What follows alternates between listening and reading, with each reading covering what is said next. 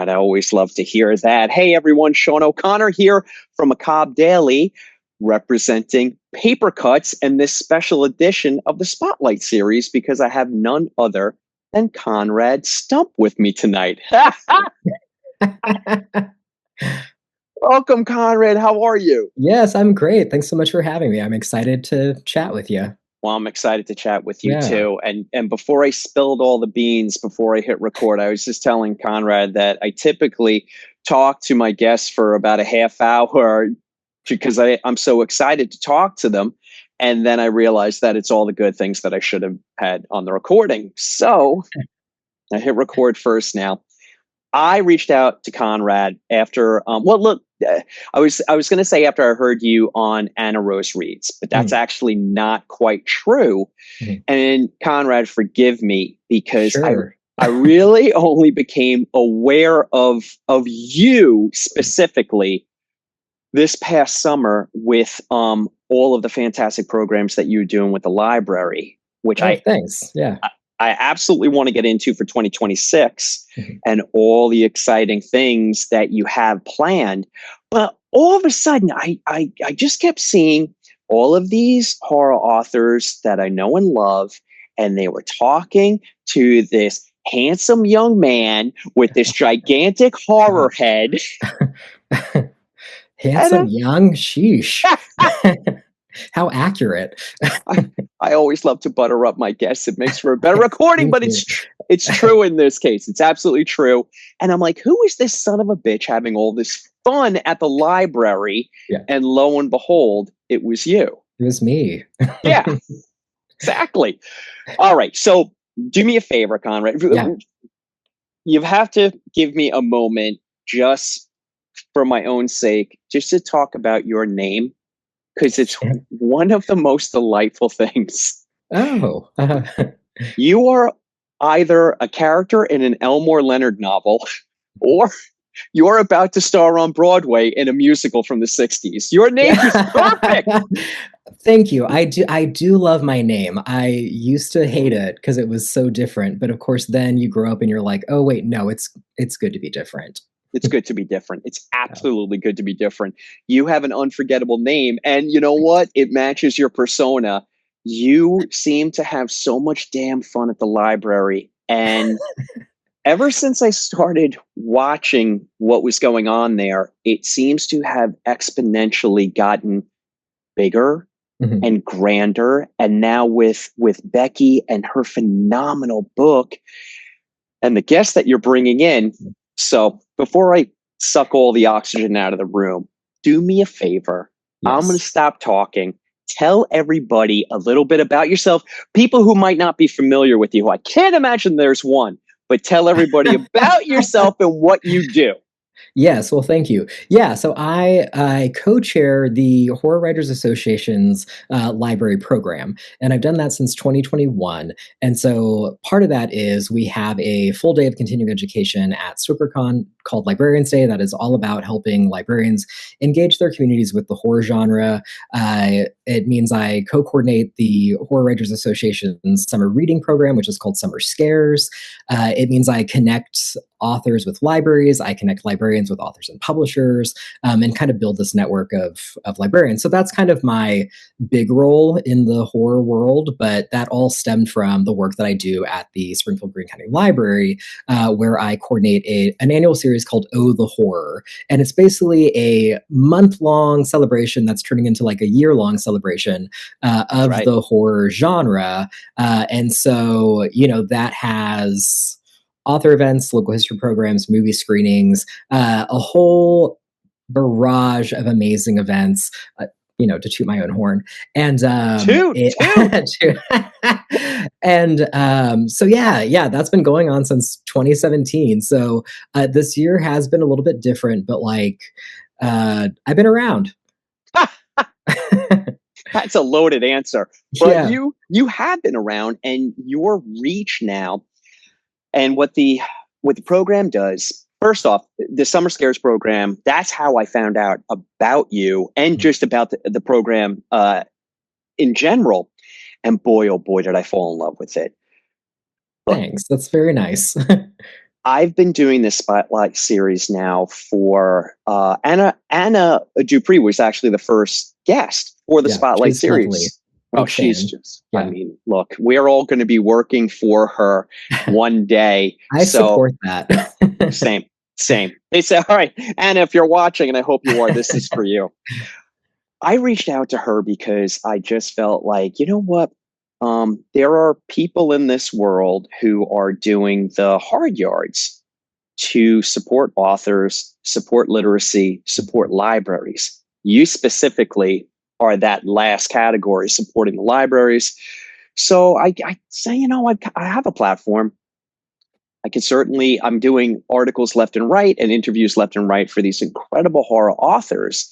But you know what? Maybe it's time to shine a spotlight on the support that these authors get from people like yourself, and kind of champion you all for a moment. So that's why I reached out. Yeah. Um, I've had Anna Dupree. I've had Scotty Milder from Horror from the High Desert. I've had Rob Olson from the Arc Party, and Allison Broder from uh, uh, Who's There podcast. Okay. Fantastic. Yeah. It's a good group of people, Yeah, it, right? it really is. Yeah. Yeah. But I hadn't had somebody that specifically really did incredible work with the libraries. So I got very excited in reaching out to you, and I was thrilled when you quickly said, I will come on because, and I mean this sincerely, libraries are a lot of things. They're really what you make of them, because there's so many resources and outlets within a library that you can lose yourself Mhm. in so many delightful ways. But, and this might sound a little corny, but I do mean it I sincerely like that, corny. well, no, you came to the right place. Yeah. Libraries are a life preserver, and Mm. they always have been, and they always will be, because they ask nothing of you. They just say, look, here's four walls and a roof and a ton of books and a ton of resources. Have at it. Mhm. We're asking nothing of you other than, if you feel like it, please support us. But it really is this incredible, just, it's magical. Yeah. It really is. Yeah. So I there's a question in here yeah. somewhere, I Okay. promise. Give me a little bit about your background and what drew you to the library, and then what drew you to specifically horror, because I find it fascinating. Yeah, it's interesting in like career wise. I went to school for now. Technically, I have a bachelor of specialized studies in creative writing, magazine journalism, and art history. So I kind of created my own degree program, and the Okay. whole idea behind that was everything that you would need to create a literary journal. And obviously, that's not what I'm doing, but I use that in my daily life all the time. It's just not the way that I thought I would. And so I was always interested in books and reading, and I didn't even realize that libraries were an option as a career path until I started volunteering for a historical society in their library, and then I knew then that I kind of wanted to be in the library world, and that's kind of when I got started with Springfield-Greene. Been there many years, and and pretty quickly got started in programming for adults. So Hmm. engaging patrons in with different things.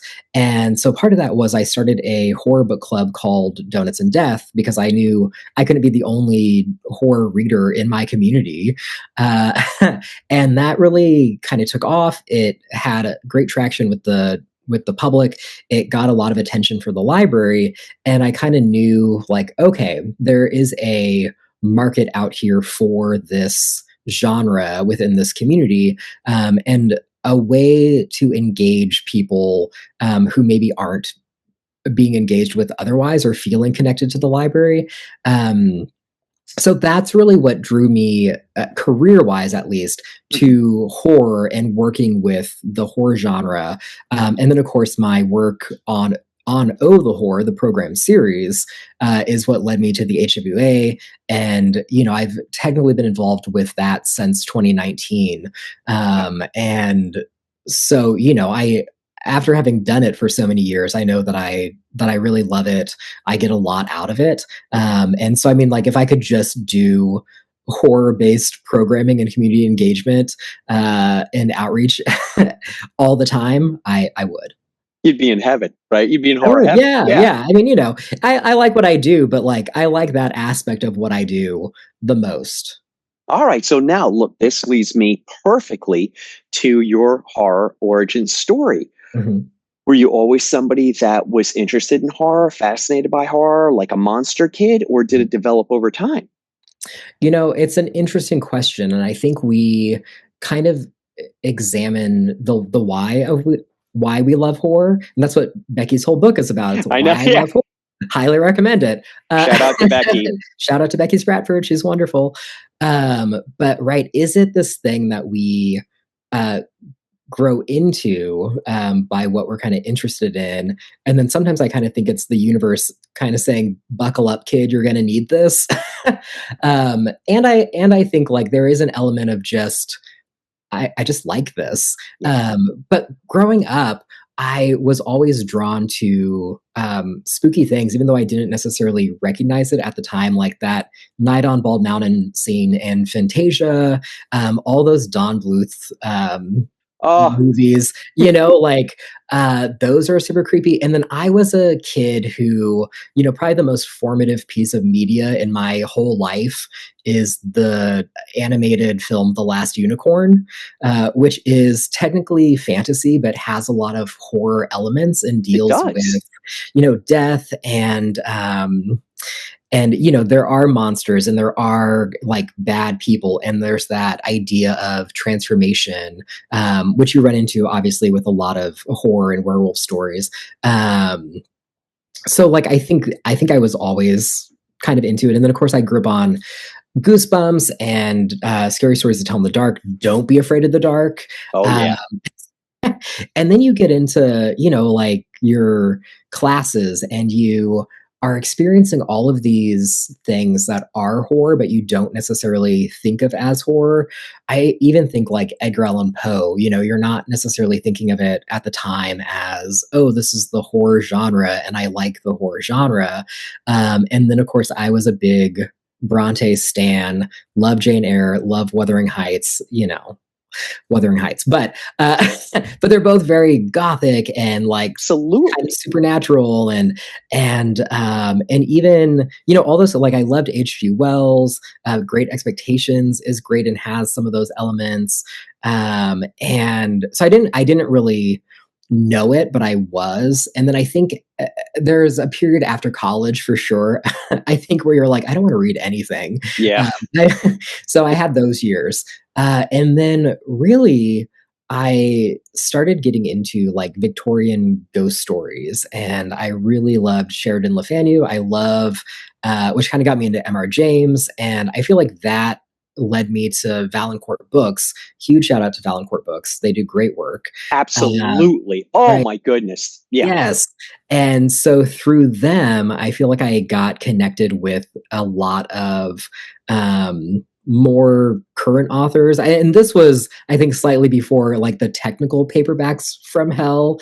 But like authors who were doing the introductions. And that's kind of what led me into like, okay, I like horror as a genre. And the first book I think I kind of really read that was current that falls into that category is The Winter People by Jennifer McMahon. And it's historical, it has dual timelines, it's sort of like horror, supernatural adjacent. But like that was the first book that we did for Donuts and Death. I should mention that. Oh, Uh, but like that made me realize, okay, there's more out here and more going on now. Um, and I want to explore it more. So that's kind of my horror origin story. I don't know how you do it from the perspective of there's so many great books out there. There are so many talented authors. There's so many diverse voices that are Yes. represented now, which maybe not really wasn't the case during the 80s. I'm an old For man now, sure. so Yeah. I lived through it. Yeah. But now there is really something for everyone, which is fantastic. So how do you really, how do you wrap your hands and your head around that Mhm. to construct a program where you're feeling like, okay, we have, do you purposefully look for enough representation, or is it more story driven and you're kind of playing to, who you think is going to be Mhm. involved in the program? How does that work? Yeah, it just depends on what you are working on, and I do think that you want to be intentional. So, with the Horror Writers Association, with summer scares specifically, like we have guidelines that we follow Mhm. as far as the committee for selecting the titles. So that is, we want to have a balanced gender ratio. We want to have at least 30% diverse voices, and usually we will exceed those kind of bars, but like we're very intentional in it, and there are titles that we might want to feature one year, but like, okay, like these are things we want to consider, and it's a list, and like we all, um they're all titles that we want to feature. Just you can only choose three in each age category each year, so you are limited. That's got to be uh so tough. Oh, it I is can't it even. is tough. It is tough. And there are titles that we've been talking about for years, that still haven't, made the cut specifically for one given year. And it depends. So like that is kind of its own beast. And then, as generally speaking, like some of it is knowing what's out there and not knowing what's out there, because you can't help what you don't know. You can be intentional in seeking it out. Sure. But yeah, there's so much, and it's so difficult to know everyone, and like, and be familiar with their work too, because you can only read so much. And like, there's all that backlist stuff. And by backlist, I mean like centuries of backlist. Yup. Uh, Yeah. but for Oh the Horror, when I'm working on that, I have to give another shout out to Emily Hughes, who is wonderful, and her list is just like, um, it's the best. It's So the Rosetta Stone of yeah, finding authors and what's coming out. It's yes, yeah. incredible. So for the past few years, definitely, I have looked to that. So one thing about Oh the Horror is that it's always themed, and it's really a working theme for myself because there is so much out there, and you start to get a picture of what there's a lot of a specific year, and you say, okay, like this makes sense. And so I always look to Emily's list to see what is coming out.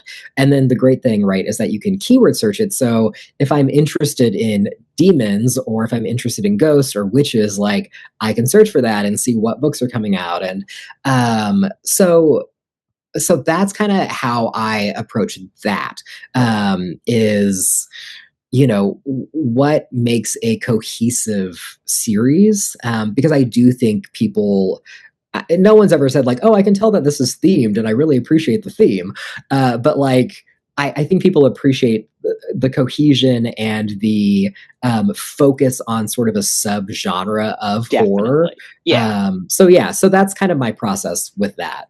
Okay. Now you're being humble and you're not selling yourself. So I'm going to put you on the spot. Please, yeah. If anybody, anybody checks out your Instagram videos, you bring this delightful sense of fun to Oh, thank everything you. that you do at the library. I mean, it's so good. And I Yeah. just have to ask, where did this come from? Not that, not that you don't have the innate ability to turn it on, but I mean, within the setting of the library, and forgive me, but it's a little bit like, oh, wait a minute, that's right, we can have fun at the library. you You know can, yeah. yeah. I mean, I shush people all the time, and I only wear glasses at the library, but and cardigans. Yeah. Uh, um, but yeah, I mean, so to me, librarianship can be many things, and I think people get into libraries for different reasons, and I think you encounter different things depending on what your role is within the library. So I'm all about providing people with experiences, and sort of connecting them with books through experience, right? Because you can go to an author event without necessarily having read their book, but you're Sure. getting, it's a way to experience it differently. And especially for people who think that they might not like the horror genre, it's a way for them to engage with it that's a little bit safer than like, Yeah. okay, I'm going to delve into this book. And so, and that's the thing too with programming, because I think about this a lot. Usually, when I hear other program ideas, is like people have to want to go to them. They want to have to leave their house and come to the library to go to them. So you want to offer it in a fun way. And like for me as well, it's a public library that I work in, so you can't be too academic, but there is a way to mix like academia and pop culture, or Mm, history and pop culture, that is palatable to the public, so that it's a way for them to digest it, engage with it, and that is a little bit more fun.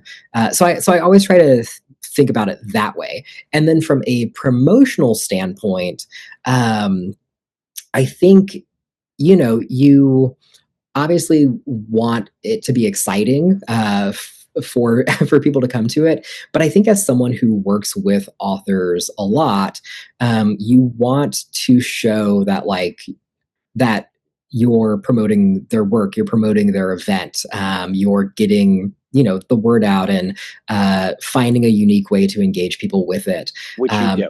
Thanks. And so I think that's part of it as well, is um, showing the work of like of what we offer at the library, essentially. All right, let's talk about 2026 because we're just Yeah. about there. We're a tick Yes. away. What do we have coming up? I want to talk about summer scares for 2026, but and if it's okay, Conrad, Hmm. you definitely have some Yes. things to announce. I hope I'm not. I hope we can talk Do I? about them, but if Yeah. not, if not, I'll shut my big yapper. No, you're fine. Let's talk about 2026. What's on the docket? Yeah, so it depends on kind of what we're looking at. So with HWA, we have Summer Scares. We just announced our spokesperson on Halloween, which is New York Times bestselling author Jennifer McMahon. So we're super Unbelievable. excited about that because she's incredible. And she's definitely, like I said, for my own kind of journey, like she is a great gateway author for people who think that they might not like horror. And she has a book coming out next year called Stay Buried, and I think it's the first one of hers that's actually going to be marketed as horror. Oh, So I'm excited about that. okay. And then our titles for 2026 will be announced on February 14th, which is Library Lovers Day. So we just selected those, but they're top secret until then. But I'm super excited about them. We have a great slate of authors. We will release the Summer Scares programming guide probably March 1st, and so that is a guide that is for librarians, that helps them engage their communities with the horror genre through book discussion groups. Through we have sample programs, we have read-alikes, we have ways for them to book talk the book I love the read alikes, to by the way. patrons. Yeah, yeah. So, and that's a great way, right, to feature other authors, to feature like lesser known authors too, to just kind of gradually build awareness of people. And so that's kind of Summer Scares. And then we are just kind of wrapping up our plans for Librarians Day, and working on panelists for that. But one of my favorite things that we do is buzzing about horror books, which is basically six people from book world, whether that's librarians or from other realms, promoting books. And so like this year, I think we're going to focus a lot on sort of those other realms. So we have bookstagrammers, podcasters. Perfect. I've asked Anna Dupree to be on there. So because again, she's wonderful, and someone that should be doing that type of thing. I agree. So we have Wholeheartedly that. agree. Yeah, yeah, and then we have a session called How to Feature Horror at Your Library, and usually that just features librarians, and we have people who are doing great work. But I also think there's a lot for librarians to learn from other people kind of in book world, and how That's a they good run point. events. Yeah. So one of the people that we've asked is Marguerite Turley, who works on Dark Ink in Doylestown. So they have an event each Oh, year. Yeah. And right. So she's like, phenomenal. Oh my God. yes. Yeah. I didn't place the name for a moment. Yeah. You're in good hands. Right. So, like, someone who does a bookstore or someone who does a con that is like its own thing, it's still event planning. And so, as librarians who plan events, I think there's a lot that librarians can learn from that. So, like, I think one of the goals is widening the net of the community and what everyone has to offer and what we can learn from each other. So, like, that's kind of my big goal with Librarians Day 2026, is sort of like thinking outside the box a little bit on Love it. what libraries can take from different types of people. And then for Oh the Horror, I'm excited because we are expanding to have basically quarterly author events. So I just submitted these, so I feel good about saying them. So on March 19th, we are going to have Lindy Ryan to talk about Dollface, which I saw you reading. Yeah, I'm talking to her in 2 weeks. Yeah. Yes, yeah. And so we're going to bring in Agatha Andrews, who does the She Wore Black podcast, to interview Lindy. So that's kind of another thing that I want to do with that. I am fully going to ask Anna Dupree to come moderate an event. So, again, Thank you. fantastic. Yeah. Should be doing that. So that's in the works. And then on May 21st, we are going to have Nat Cassidy to talk about his work and his collection that's coming slouch. out. Oh. Yeah. What's he good for? What a yawn. That guy's so yeah. boring. Oh Yeah. my God. I mean, I say this, I'm kidding. That is the Yeah. best. The best. Yeah, he's wonderful. And then yeah, so I have kind of planned out like the October series for the most part. I'm going back and forth on some things, but we're working on a weird science theme. By we, I mean I. But sort of a weird science theme. And that's the thing too, right? I looked at books that are coming out next year and was like, okay, this theme makes sense. But there are some authors, maybe rhymes with Smashel Harrison, who will probably come back. So that's kind of what I have on the docket for 2026. So again, it's kind of what is this? What are these things that we are building? How are we engaging communities? Whether that's the local community or whether that's the horror community at large, or whether that's librarians and booksellers, etc. And how can we build upon that? And again, expand that net to bring more people into the fold of the horror genre and what it has to offer. Okay. All right. I love every single thing that you said. Look, if Schmeichel Schmarison shows up, fantastic. Yeah. I can't believe he, she, they wouldn't. Whoever that is. Whoever that may be. Yeah. You've got some fantastic people lined up. Anna and I have, I don't know why, but I felt compelled when I found out that she wasn't really being asked to moderate anything. Mm-hmm. I was incensed. I don't know who, but I just was. And I was like, that's it. We're getting you moderating gigs. And I'm thrilled to hear that she's already got one. And I feel like this will be one of many into the future. And I already said, we're all going to be working for her anyway. And we look forward to it. Yeah.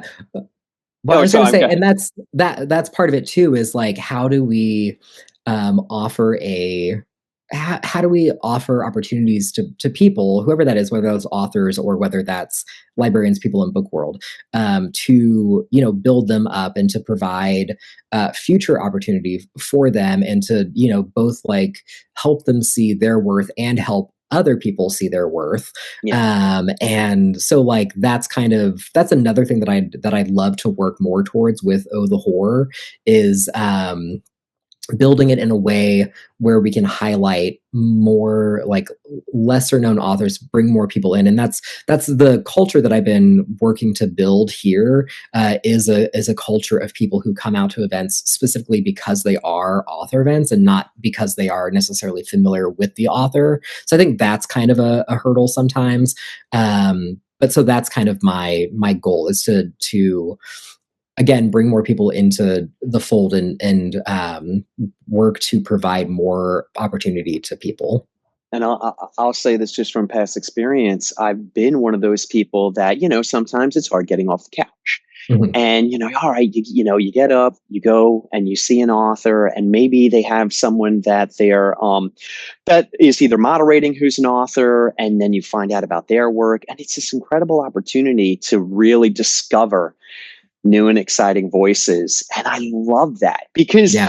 typically we go to things that we're familiar with and we're like, oh, okay, I know I'm going to have a good time. But one of the most magical things is when you go to something where you're unfamiliar and you Yes. really Yes. do find out.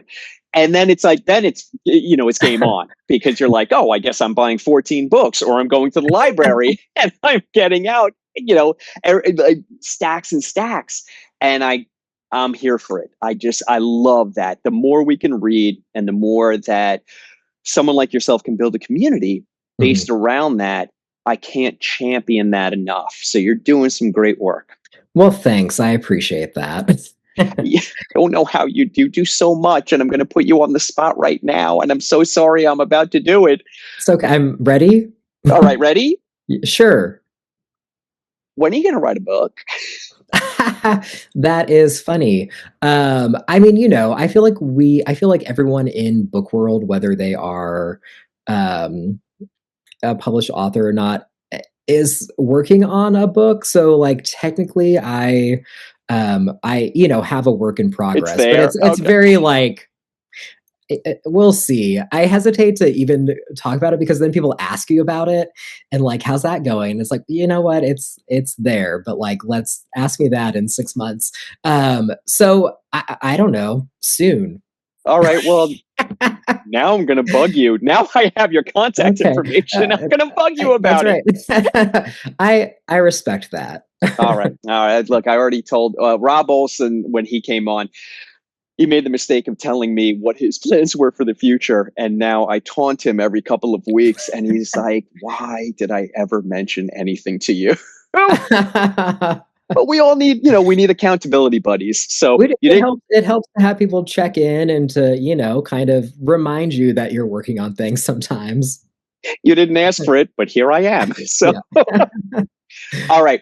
This, I'm putting you on the spot, but this is fun putting you on the Mhm. spot. Okay. What are you looking forward to in 2026? So are there any, Mhm. and look, it could be anything, Conrad. I mean, Yeah. specifically, I would love to hear about books that you can't wait to read, but it could be films, it could be events, anything you got. Okay. Yeah. I mean, obviously, the easy one is I'm always looking forward to StokerCon. Uh, By the way, so I'll be there and I'll be yeah, haunting good. you in person. I I'm ready for that too. I think. I mean, there are a number of things that I am excited about book wise. I think that I haven't read this, but Luke Dumas's Nothing Tastes as Good. I am into that. The other book that I should mention that I did just get is I have it here. Let me see. Is For Human Use, which is Oh, what Anna kind of read and was like, "Oh my gosh, I got to talk about this." So I'm excited to delve into this. love it. Um, there's also Kosako Jackson, who wrote the Macabre, uh, has a book coming out that I think is called like The Epidemiology of Witches or Witchcraft. So I was into that. And then Saratoga Schaefer has a book coming out in like October, I think, called a Thousand Monstrous Forms, but it's a Bluebeard retelling. And I Oh, come love on. Bluebeard because I love problematic men.